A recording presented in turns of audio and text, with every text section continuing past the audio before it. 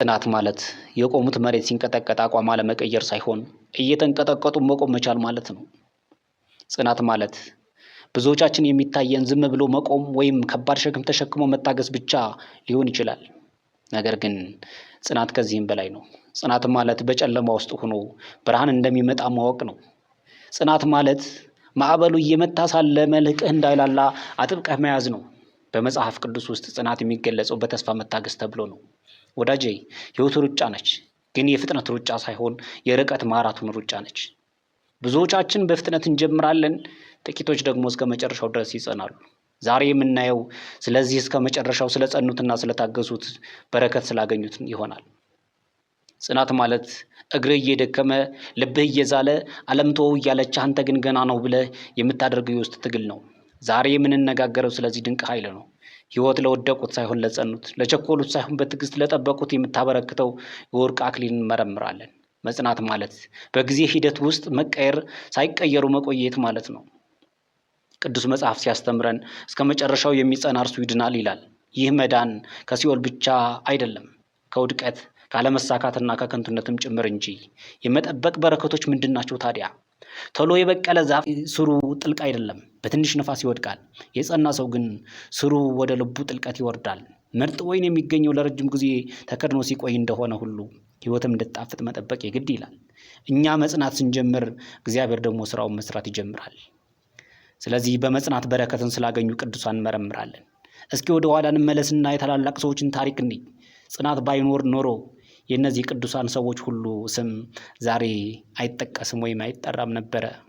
አንደኛው አብርሃም የ75 ዓመት ሽማግሌ እያለ ነበር ዘርህን አበዛዋለሁ የሚለው የተስፋ ቃል የተሰጠው።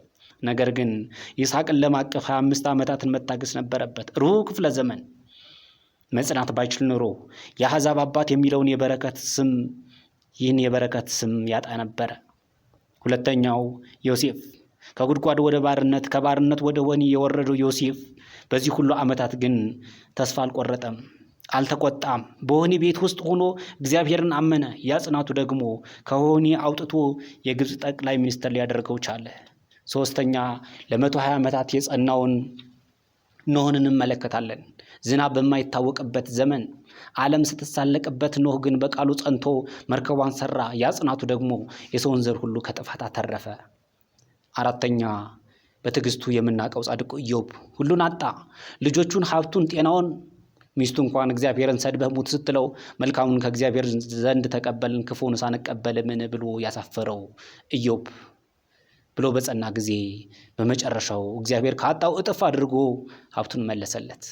እነዚህ ቅዱሳን ሰዎች ጀግና የሆኑት ስለወደቁ አይደለም፣ ስለጸኑ እንጂ። ጽናት ማለት ፈተናው ማምለጥ ሳይሆን በፈተናው ውስጥ አልፎ ዘውዱን መጨበጥ መቻል ማለት ነው። ባለመጽናታችን ያጣናቸው በረከቶችና ጸጥቶች ምንድናቸው?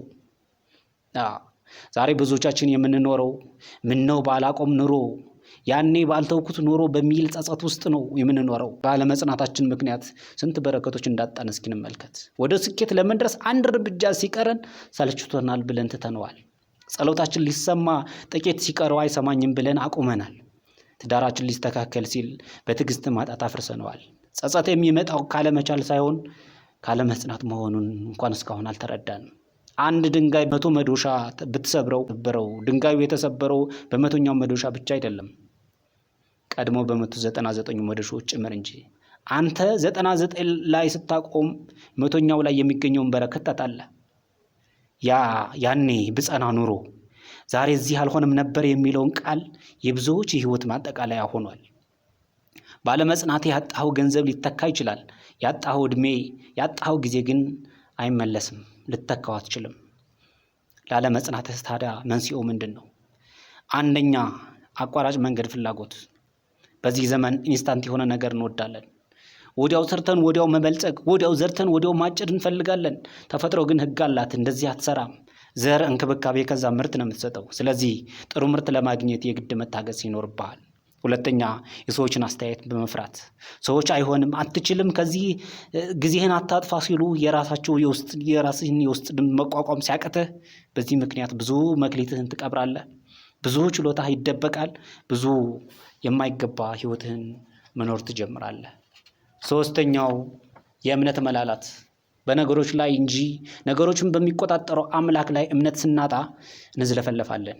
ከኔ በቀር ምንም ልታደርጉ አትችሉም ስንባል ስላልሰማን ብዙዎቻችን ብቻችን እንጀምራለን፣ መንገድ ላይ እንቆማለን። አራተኛው ትኩረት ማጣት ዲስትራክሽን። በማይረቡ ወሬዎች፣ በሌላ ህይወት፣ በሌሎች ስኬት ላይ በማተኮር የራሳችንን መስመር እንስትና ራሳችንን ከሰዎች ጋር ስናወዳድር ትኩረታችን አጥተን እንወድቃለን። ስለዚህ መቼና እንዴት እንጽና? ተስፋ ብቆርጥስ ብለህ ጠይቀህ ታውቃለህ? ብጸናስ ብለህ ጠይቀህ ታውቃለህ? ተስፋ ብትቆርጥ የሚሆነው ጠላቶች ደስ ይላቸዋል። ተስፋ ብትቆርጥ የታሪክ መጽሐፍ እዚህ ላይ ያበቃል። ነገር ግን ብትጸና ዓለም ታደንቅሃለች። አንተም የተሻለና ካሁን ከምትኖረው ህይወት የተሻለ ህይወት ትኖራለህ።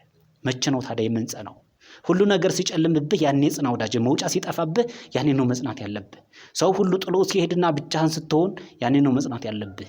ጉልበትህ ሲዝል በቃኝ ስትል ያኔ ነው አንድ እርምጃ መጨመር ያለብህ። ጽናት ማለት በራስ ጉልበት መታገል ብቻ ሳይሆን የእግዚአብሔርን እርዳታ እየጠየቁ መጠበቅም ጭምር መሆኑን መረዳት አለብህ። እግዚአብሔርን በመተማመን የሚጠብቁ ግን ኃይላቸውን ያድሳሉ፣ እንደ ንስር በክንፍ ይወጣሉ ይለናል እንዳለ ኢሳይያስ። ወዳጄ የጀመርከውን አታቁም። ያቀድከው በጎ ነገር ከሆነ ለሰው ልጆች ሁሉ የሚጠቅም ከሆነ ህሊናህን የሚያምንበት ከሆነ ጽና። ዛሬ ዘርተህ ዛሬ ፍሬ አትፈልግ። ዛሬ ደከመኝ ብለህ ዛሬ እረፍት አትመኝ። መከር ይመጣል። ይህችን ቃል በልብህ ያዝልኝ።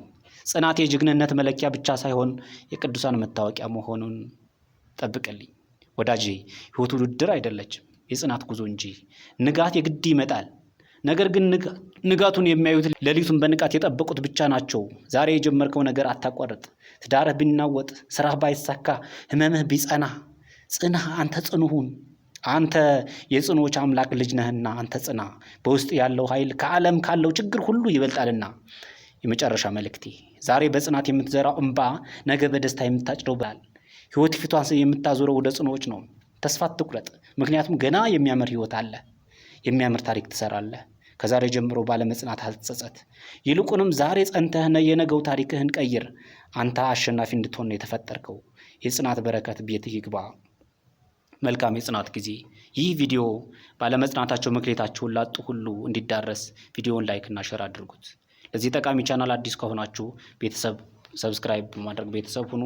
በሌላ ጠቃሚ ቪዲዮ እስክንገናኝ ድረስ በያላችሁበት የምድር ዳርቻ ሰላማችሁ ይብዛ። ቻው ቻው።